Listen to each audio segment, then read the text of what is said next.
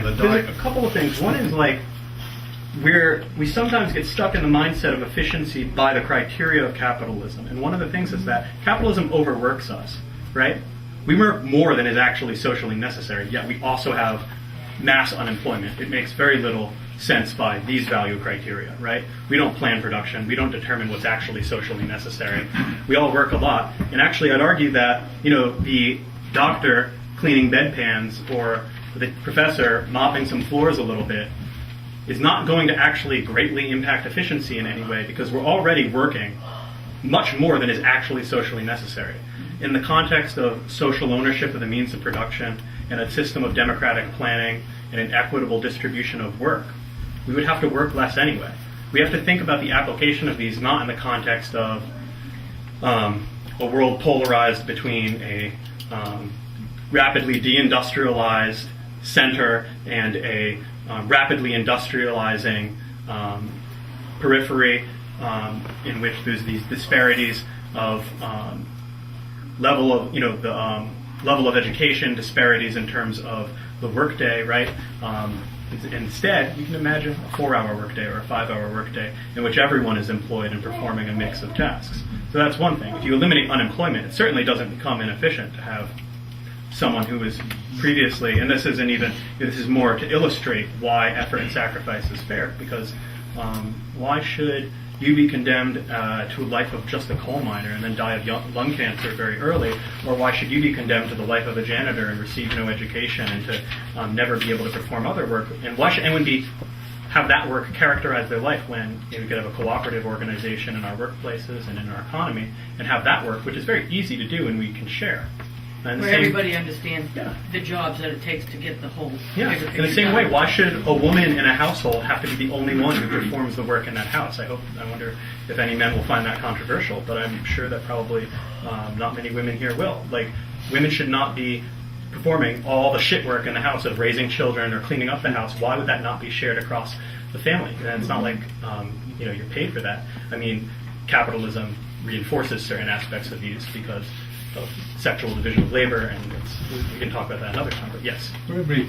I happened to be in China in 1976 at the tail end of the Cultural Revolution for a month, and they were addressing this very thing about the Cultural Revolution, was to putting the professors and the people with the bourgeois out and work with the farmers and the real basic grunt level work to break that whole thing down and elevating the people who had been the poorest and most downtrodden into positions of decision making. So that, of course, the bourgeois press absolutely didn't get it, or they deliberately falsified it.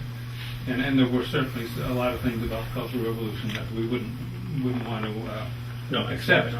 But the basic thrust was to break down that disharmony between mental and manual labor. Yeah. And I don't see why, through universal education, equality of circumstances like housing and healthcare, and being provided for all, and through the use of limited automation and industry that's available, and through application of technology to meet human needs instead of profit, that we couldn't drastically reduce the workday and have people have. It's not like you'd be any of us are do perform this highly empowering work, that then in addition to that we're going to tack on 4 hours of mopping every day. No, you have to think of a reorganization of Donald Trump has to work. Yeah, right. So so that's balanced jobs, remuneration for effort and sacrifice in certain cases need, and then the last part, which is the most difficult for me to explain in such an extremely short period of time, is decentralized participatory planning. I know that there's questions about these, and I really want to talk about strategy and what economic struggle looks like. So I'm just going to plow through this, and I'm sorry. We can talk afterwards if anyone wants to question my knowledge of these things and know more about it, know where to look for more information, or disagree with me. So decentralized participatory planning, we have ownership, social ownership, right? No one owns the means of production anymore. It's held in common by society. We have a balanced division of labor. Rather than the vast majority performing low-wage, shitty work that's mostly rote and dead ending, we have people performing a mix of tasks. Remuneration for effort, sacrifice, and in certain cases need. For those unable to work, society provides for them. For those of us who can work, we're remunerated for the effort and sacrifice that we expend in our work. What this concretely means, if you actually really reduce, everyone's relative job situation to something equitable and shared, then really what this means is one measurement is time, simply the amount of time you work. I'm going to work 3 hours a day, 5 days a week, instead of 6 hours a day, 5 days a week. Things like that would be one of the calculations in terms of quantifying this. But it would also be measured, it's like, how do you measure effort? We work together. We know that we were both working the same amount. We would determine this. We can talk more about technicalities of these things a little later, as well as practical applications of these in history and today. So decentralized participatory planning is key to understanding this is the grassroots councils of workers and consumers that I said. You have workers organized in workplace councils, industrial councils, and in cross-industrial councils. You have unions not performing the functions that these perform, but think about how a union's organized. Democratize it a little bit. Yeah, I know, I just drew a crappy little chart here. Whatever. You have an economy, you have production, you have consumption, and you have, say, I forget what they were. You have agriculture, steel, service industry. Within steel you have different subsectors of the industry. Within an industry you have the plant, you have work teams within a plant, etc. And then for consumers you have your block, in certain cases maybe your apartment complex in the cities, your municipality, your state and countries. So essentially what the participatory planning is a process in which federations of workers and consumers councils, through democratic process, through deliberation and through voting, determine appropriate levels of output for production and what appropriate levels of available goods for consumption should be. Okay, so that's the rough sketch of what a participatory economy would look like, potentially. And let's talk about practical applications, but first I'm going to limit it 3 questions. So any questions? One, I'd like to take a moment. Anyone else? 2. Okay, we'll just take 2. So, it seems like most of your changes there are at the point of production and not so much at the point of consumption. And I'm wondering, do you see it that everything changes, say in the factories or something like that, but once you get your wages, you go out there and there's the same market and advertising and things like that? And if there's changes there, did wage differential then make that much difference? And, isn't the differential wage kind of based on the alienated labor and the social benefit you get out of the consumption, and all that would disappear if there was so exchange, consumption. I'll address that. I just want to hear your question as well. My question is, how do you assess effort and how do you assess motivation? Sure. Because different individuals have different capacities for producing large amounts of work. Other human beings are content sometimes to do as little as possible to get whatever amount of money that would be given to them. Yeah. What kind of fair system would come into place? Okay, so first to address the question of exchange, consumerist behaviors persisting, let's say. You're right, probably did focus heavily on the point of production, but in terms of, I think that in an advanced industrial society and in our planet with 6 billion people, in most cases you need a medium of exchange. If people decide that they want to live in communities without a means of exchange and be self-sufficient, that's an entirely different story. But in terms of participation in a global economy, I think that there needs to be a norm of exchange. So that exchange should not be determined by a market. I'm against market allocation. I think that, again, a lot of this is rooted in the decentralized participatory planning process. In terms of things like advertising, in terms of, maybe you can name some more specific concerns, but take advertising, right? Mm-hmm. Who determines advertising right now?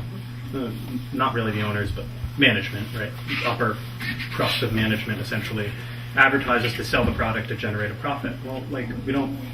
If you eliminate profit motive, you eliminate private ownership of the means of production, and you have consumers with their neighborhood councils, right?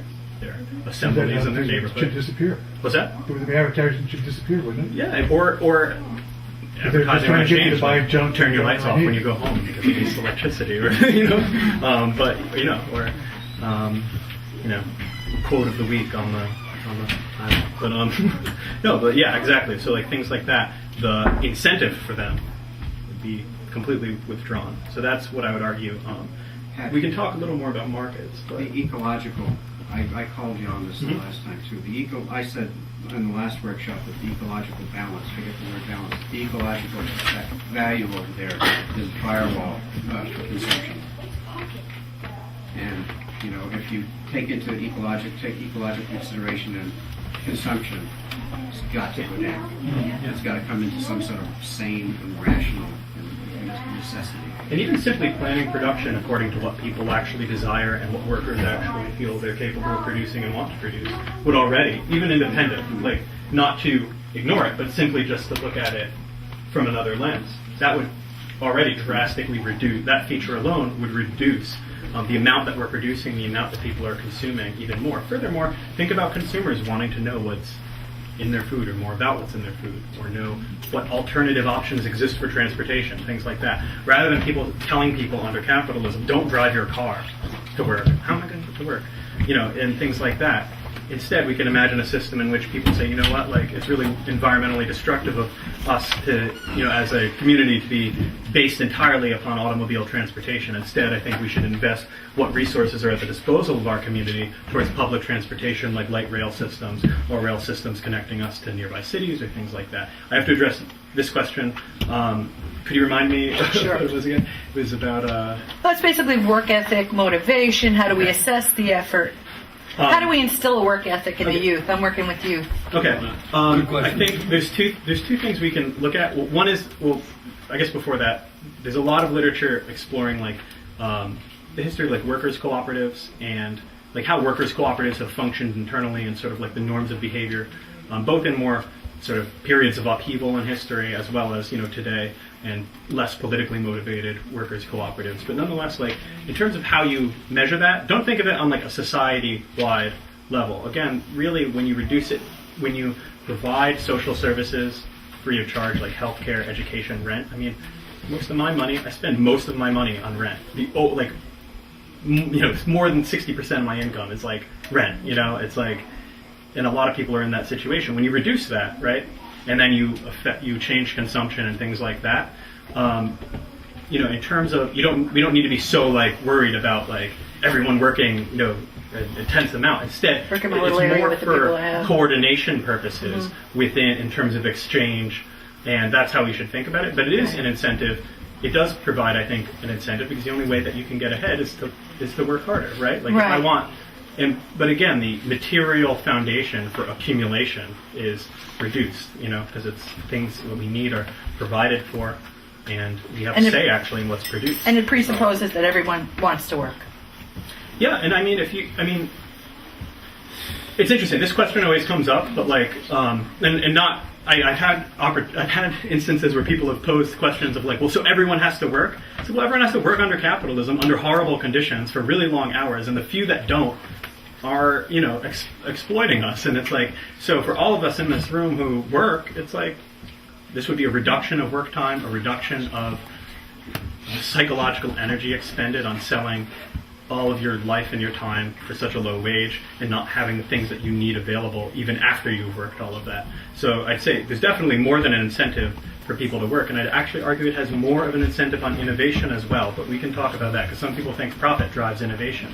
But profit doesn't do that. Markets actually bar certain innovations. An example being we don't have an incentive to produce new AIDS medications, or rather, you know, incentives do rear their head among that one or two manufacturers, but like there's certain cases where, for example, pharmaceutical companies have an interest in phasing the release of certain drugs and keeping them at the highest prices they can. Another example is like, you know, say like an iPod.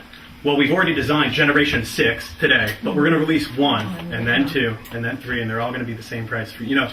So it's like, in terms of the planning process and remuneration, I'd say we've eliminated a lot of the wastefulness in terms of market relations and capitalism, and rather than people being motivated by, you know, accumulate, either accumulate stuff or accumulate money to obtain capital to employ others so you don't have to work, you know. Instead of that, we have much more, I'd say, equitable and just and fair criteria for remuneration. We have 1, 2, 3.